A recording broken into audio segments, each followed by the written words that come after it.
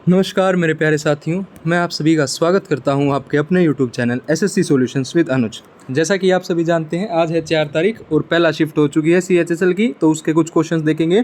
देखो, सबसे पहला क्वेश्चन पूछा गया था कि जो त्रिपुरा है उसकी आधिकारिक भाषा क्या है। तो त्रिपुरा की आधिकारिक भाषा आपकी बंगाली है, अंग्रेजी है और कोकबोरक है। जो ऑप्शन में आई थी उसको अपने देख लेना कौन सी आई थी। तो त्रिपुरा की आधिकारिक भाषा है बंगाली, अंग्रेजी और कोकबोरक। अगर हम बात करें त्रिपुरा की राजधानी की तो अगरतला। राजकीय पशु क्या है? फायरे के लंगूर। राजकीय पक्षी है हरा शाही कबूतर और वृक्ष है आपका अगर और फूल है आपका नागेश्वर। जनवरी को भारतीय राज्य त्रिपुरा कोकबोरक दिवस मनाया जाता है, जिसे त्रिपुरी भाषा दिवस के रूप में भी जाना जाता है, ताकि जो कोकबोरक है वो भाषा को बढ़ावा दिया जा सके। यह दिन वर्ष 1979 का सम्मान करता है, जब कोकबोरक को पहली बार आधिकारिक रूप से मान्यता मिली थी। इस वर्ष कोकबोरक दिवस की 46वीं वर्षगांठ है, जिसे त्रिपुरा की प्राचीन भाषा की बहाली की मांग के लिए प्रतिवर्ष मनाया जाता है, जिसे त्रिपुरा के त्रिपुरी समुदाय के बीच हजारों वर्षों से बोली जाती है। दूसरा क्वेश्चन पूछा गया था कि किस दिल्ली सल्तनत ने रक्त एवं लोह की नीति अपनाई थी। तो बलबन ने क्या अपनाई थी? रक्त एवं लोह की नीति अपनाई थी। गियासुद्दीन बलबन दिल्ली के मामलुक गुलाम वंश का 9वां सुल्तान था। वह इल्तुतमिश के 40 तुर्क दासों के प्रसिद्ध समूह से संबंधित था। एक जलवाहन की निम्न स्थिति से उठकर सुल्तान के पद पर पहुंचना उसके असाधारण गुणों की बात करता है। रक्त और लोह की नीति का तात्पर्य दुश्मनों से निर्मम होना, तलवार का इस्तेमाल, कठोरता, शक्ति और खून बहाना था। उसके बाद आज भी पूछा गया था गवर्नर के बारे में। ये गवर्नर जनरल नहीं है, सिर्फ गवर्नर है कि हिमाचल प्रदेश के गवर्नर कौन है। तो शिव प्रताप शुक्ला है हिमाचल प्रदेश के गवर्नर। हर शिफ्ट में गवर्नर पूछा जा रहा है, तो गवर्नर को अच्छे से याद करके जाइएगा। उसके बाद अगला क्वेश्चन आया था, रजिस्ट्रार जो जनरल है और जो आपकी जनगणना आयुक्त है, भारत निम्नलिखित में से किस मंत्रालय के अंतर्गत आता है। तो ये आपका होम मिनिस्ट्री के अंतर्गत आता है, गृह मंत्रालय के अंतर्गत आता है। दशकीय जनगणना के संचालन की जिम्मेदारी गृह मंत्रालय भारत सरकार के तहत महापंजीयक और जनगणना आयुक्त भारत के कार्यालय के पास है। अगर हम बात करें जनगणना की स्थापना की, जो गठन हुई थी, जो संगठन था जनगणना संगठन, उसकी स्थापना हुई थी 1951 की जनगणना तक प्रत्येक जनगणना के लिए तथर्थ आधार पर की गई थी। जनगणना अधिकारियों के कर्तव्य और जिम्मेदारी के साथ जनसंख्या जनगणना आयोजित करने की योजना प्रदान करने के लिए 1948 जो जनगणना अधिनियम है वो बनाया गया था। उसके बाद अगला क्वेश्चन पूछा गया था कि जो भांगड़ा है, गिद्धा है, नृत्य जो है वो आपका किस राज्य से संबंधित है। तो सभी को पता है अपना पंजाब से संबंधित है। भांगड़ा पंजाब का एक लोक नृत्य है, जबकि नृत्य में इसके महिला संस्करण को गिद्धा कहा जाता है। मतलब आदमियों का क्या है भांगड़ा, मैन का क्या हो जाएगा भांगड़ा और वुमेन का हो जाएगा, महिलाओं का हो जाएगा गिद्धा। कलबेलिया की बात करें तो राजस्थान का है। राजस्थान के आपके कलबेलिया घूमर है और सुई सुनी है। ठीक है, ये मैंने कल वाली वीडियो में बताया था, ये इंपॉर्टेंट है, पेपर में पूछे जाते हैं। 4 आपका हिमाचल प्रदेश का है।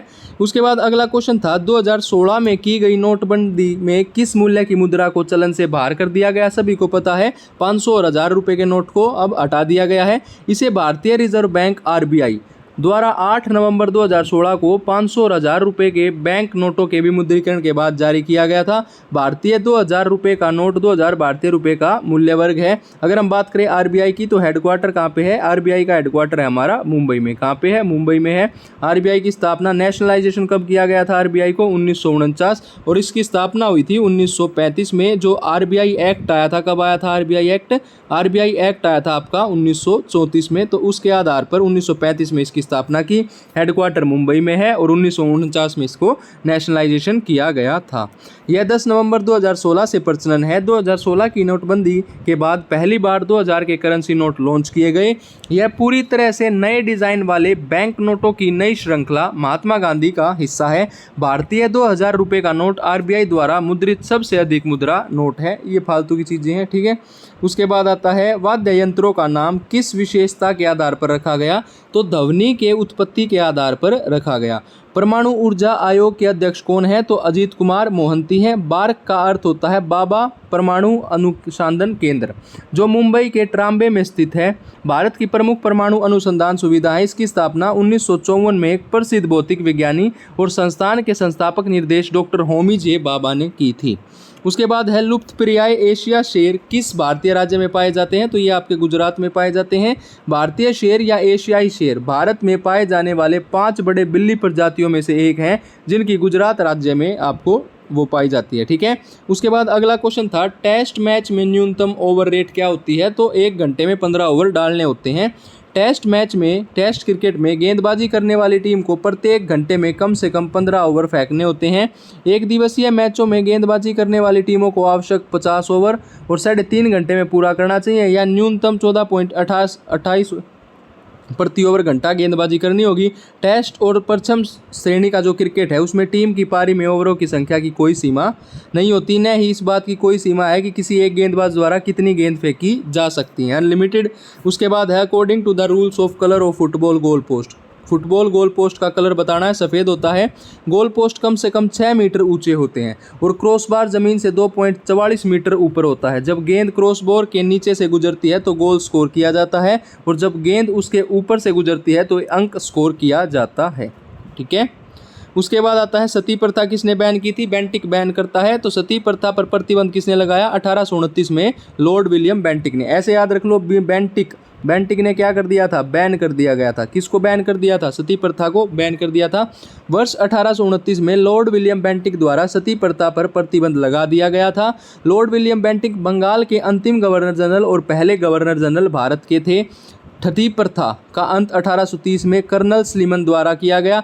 1835 में कोलकाता में पहला मेडिकल कॉलेज खोला गया और रणजीत सिंह के साथ मंत्री संधि की गई 1831 में। 1831 की अगर हम बात करें, यहीं पे 1831 की बात कर लेते हैं। मैसूर के राजा को अपदस्थ कर उनके देशों पर कब्जा किया गया। लॉर्ड डलहौजी ने वर्ष 1893 में मुंबई से ठाणे तक पहली रेलवे लाइन खोली। ठीक है, ये सारी इंपॉर्टेंट चीज़ें हैं। उसके बाद अगला क्वेश्चन था हेमिस महोत्सव किस धर्म पर प्रभाव है, तो ये बौद्ध धर्म का होता है हेमिस महोत्सव। हेमिस महोत्सव उत्तरी भारत के एक क्षेत्र लद्दाख में मनाया जाने वाला एक पारंपरिक धार्मिक त्यौहार है। इस त्यौहार पर तिब्बती बौद्ध धर्म का महत्वपूर्ण प्रभाव है। यह भगवान परमहंस को समर्पित है, जिन्हें गुरु रिनपोचे के नाम से भी जाना जाता है, जिन्हें तिब्बत में तिब्बती बौद्ध धर्म का संस्थापक कहा जाता है।